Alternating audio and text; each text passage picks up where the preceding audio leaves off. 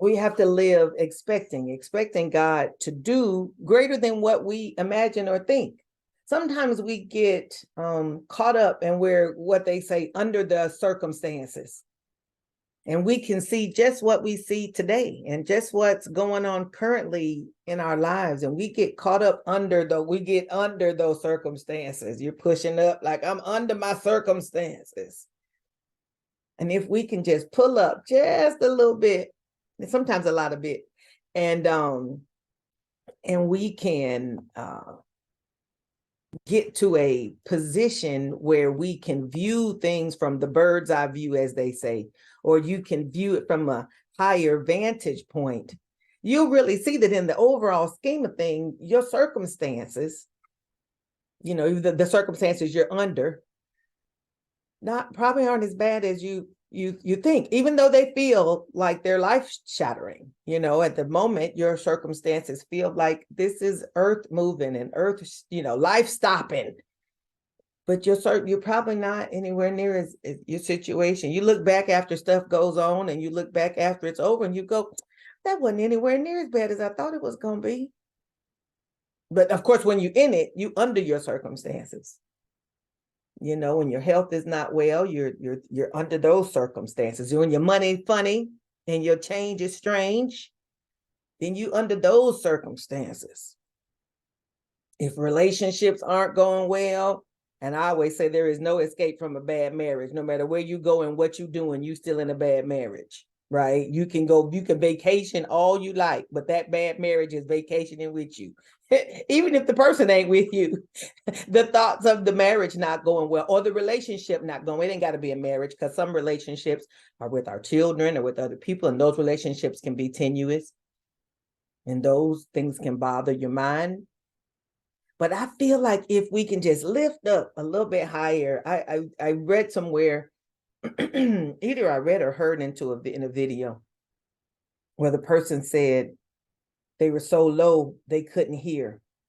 They'd gotten so low they couldn't hear. So when they lifted up to a higher place, they got high enough to hear when they lifted up. And I think worship does that for us. Worship does that for us, that focusing on something bigger than ourselves. And I know people in the group have different views of God and how that religion and stuff plays around in their lives. But I feel like God is God regardless. He's the creator of the universe regardless. And he cares about everything that you care about regardless. Every little thing that you are concerned about, he is too. He really is too. So when we can get where we can worship something bigger than ourselves that really is in control of all of our circumstances, then we definitely can be lifted up higher, so we can get high enough to hear. Because generally that's all we need. It's one thought, one word, one piece of encouragement, one piece of hope, that's just going to move us, that will move us to a different, so not looking at our circumstance from a negative place, but from a positive place. I mean, I said God responds to praise and worship more than anything else. Absolutely. The Bible says that he seeks such that will worship him in spirit and in truth. He's looking for true worshipers, people who are not just singing songs, because, that we can sing songs about all kinds of, you can worship, you can sing songs about pizza. God wants worship, and worship in our lives is not just singing. It's how do you live your life? Is your life submitted, and is he the first thought versus the last resort? All those good things. So yeah, worship this morning has got me in a mood. So that's where we at today. We haven't done our encouragement things in a while. I don't want it to ever feel forced. That's the thing. I don't want it to feel like it's a forced thing. So I have to do it when the spirit moves. Well, thank you so much for those words of encouragement this morning. Very much appreciated. You're very welcome. Very welcome. God's looking out for us. He's got great plans for us. He says, I know the thoughts I have towards you. Their thoughts to give you peace and take you to an expected end. all the stuff we're going through, and everybody's going through their own set of things, but all the stuff we're going through is taking us someplace. The Bible says that all of this works together for the good of those that love the Lord and are called according to his purpose. So think about when you make a cake. If you eat just cake flour, that's nasty. You eat just eggs, that's nasty. You eat 4 sticks of butter by themselves, that's nasty. You know, you eat 3 cups of sugar by itself, that's nasty. You take a spoonful of vanilla flavoring, that's nasty. You put all them together though, and even before they hit the oven, you mix up a pound cake, and even before it hits the oven, the taste is good. Now, of course, it hit the oven, a little heat. Oh goodness, now we gotta go. I've come through the fire, and I've been through the flood. You gotta go through the fire because you gotta put some heat on it. Put a little heat on it. We don't know what's in you till there's been some pressure. You got to pressure what make a diamond. It'll also bust a pipe, they say, but it will make, pressure makes diamonds. But you go through a little bit of heat, let that heat, that cake come out on the other side of the heat. Anybody who's eaten has had pound cake. Jamie, I know you like to eat. Miss Barbara, we like to eat. Mr. Earl, yes, we do. Miss Aminata, you ever had pound cake? Ooh, ain't nothing like it. Especially when the edges is crispy. Ooh, ooh, ooh. Right. Right.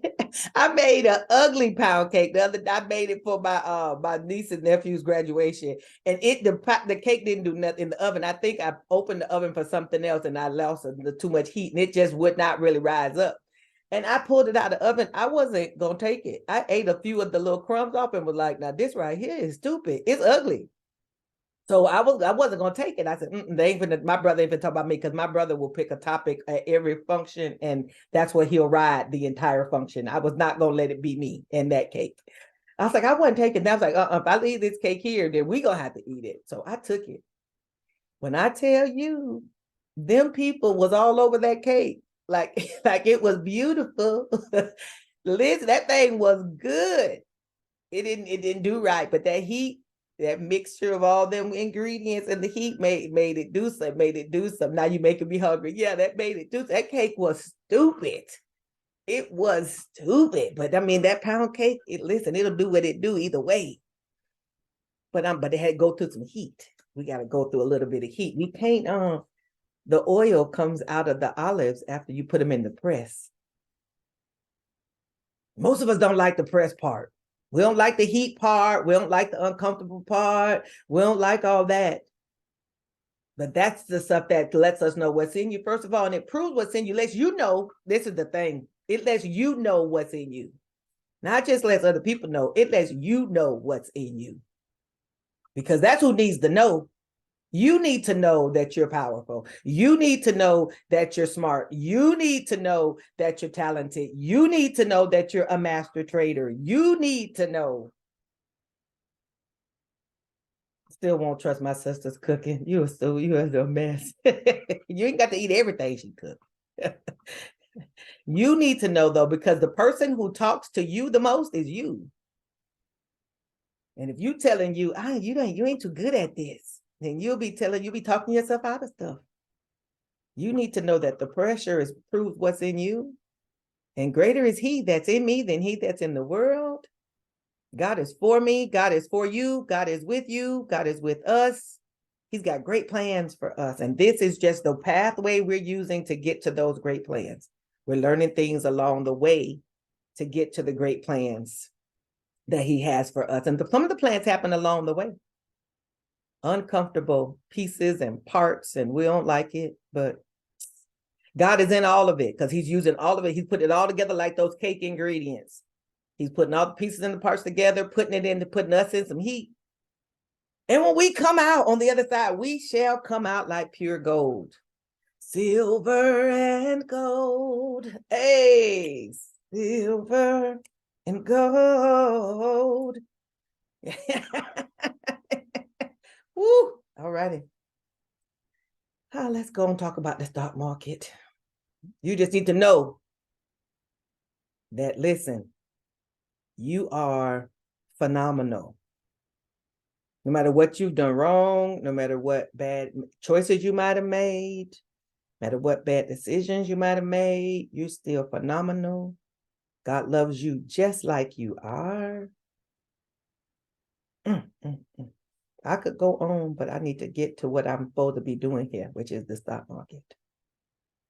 The message reminds me of a book, The Crushing by T.D. Jakes. Yeah, T.D. Jakes got some good books. I really struggle with making sure I finish books that I start. You're welcome, Miss Barbara. I think all of us needed some encouragement, even though we've done fine. You know, it's not like there's anything. Most of us don't have a big thing that is significant, that stands out. It's just the little things that over time start to add up and weigh on you. It's little things that just start to weigh on you. It's not anything big. You can't point out, you know, to most people. I don't know anybody's situation. I'm just talking in general, just saying what the Spirit's leading me to say right now. Most of us don't have a big thing. It's the little things that are adding up and causing disruption in your mind, causing disruption in your life and in your heart. It's little stuff. That's the way the enemy does. He don't necessarily come in with big stuff because we can see him coming when he do that. He don't have no new tricks, by the way. Enemy don't have no new tricks. They'll have no new tricks. The lust of the flesh, the lust of the eye, and the pride of life. Those are the three things he can come at you with. He just uses those things in so many different forms. But it's little stuff, the little foxes, they say, that spoil the vine. Little bitty things. Before you know it, the little things have now partnered. Anything by itself is nothing significant. But then when you put them all together, you're like, this is a little bigger. Systemic, as they say, the straw that broke the camel's back. Yeah, these a lot of little things. But we got to catch him coming early. When you start seeing yourself, I know for me, if I start seeing myself, my brain going too many different ways, and I'm distracted, and I start seeing that my brain is cloudy and not clear, I know I'm doing too much.